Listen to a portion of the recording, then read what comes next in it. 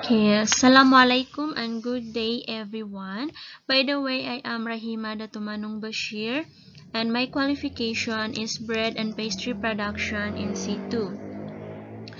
So, we will now talk about prepare and use fillings.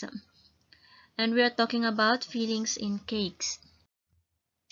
We will assemble the layers, but before that, I want to give you a few pointers. It's important that you always assemble the cake with a big side up. And the reason is, it's nice and level as you can see. Mas pantay siya. And it's pretty much crumb-free, and that's going to be really important when we start to ice the cake. You will see why. And baked side up means the side of the cake that touches the bottom of the pan when you're baking it. It's also the side of the cake that doesn't need to be leveled because it's already perfectly flat.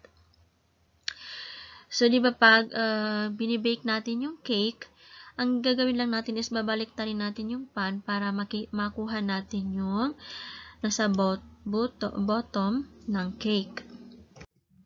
Okay, so if you're using turntable to assemble your cake, you're going to want to make sure that you're using a cake circle underneath because it's the only way you can pick up the cake and transfer it. Say from the countertop to your turntable or to cake stand. Mas madali na lang natin siyang i-transfer. Kapag nilagyan natin siya ng cake circle. And then, speaking of cake stands, if you plan to move your cake after it's assembled and iced, you need to make sure you're using cake circles, or you just won't be able to pick it up and move it. So if you're not using a turntable to assemble and ice, you're going to want to do it directly on your cake plate or your cake stand. So filling a cake. Adding filling between layers, hold the layers together, giving your cake flavor as well as height. So, syempre, mas tumataas yung cake kapag meron na siyang filling sa gitna. Using a decorating bag filled with icing and fitted with tip 12, pipe a line of icing just inside the outer edge of the layer. This will create a dam that will prevent the filling from seeping out.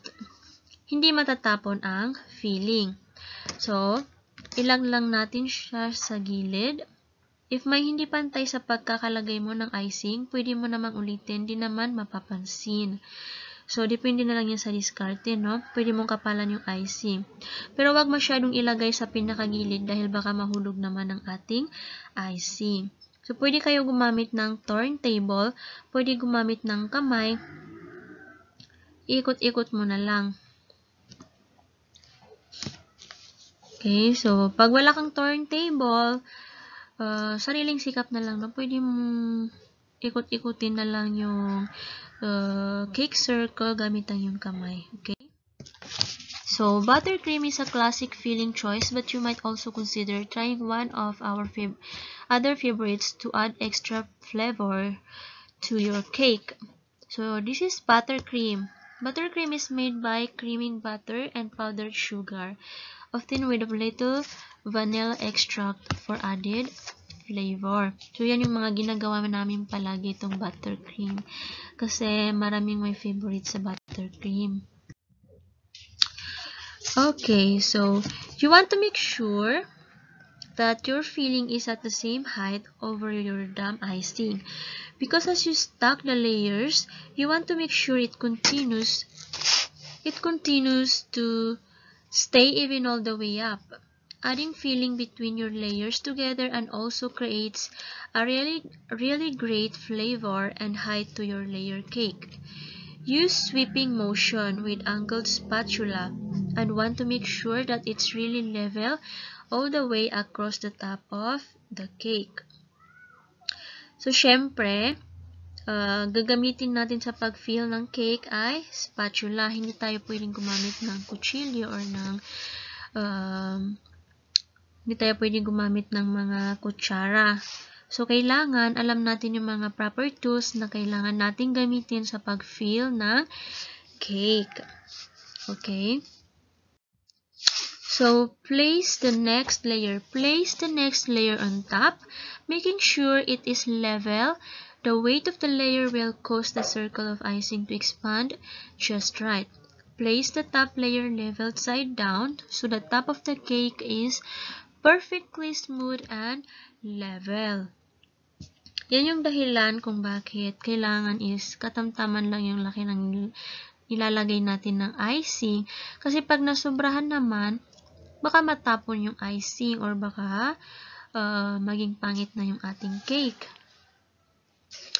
Okay, so meron din tayong iba't ibang fillings na pwedeng ilagay.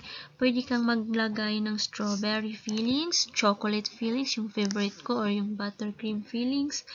So, it depends on you na. So, mas maganda rin kung medyo damihan mo na lang yung fillings and ipantay mo na lang siya sa nilagay mo na icing sa gilid ng iyong cake.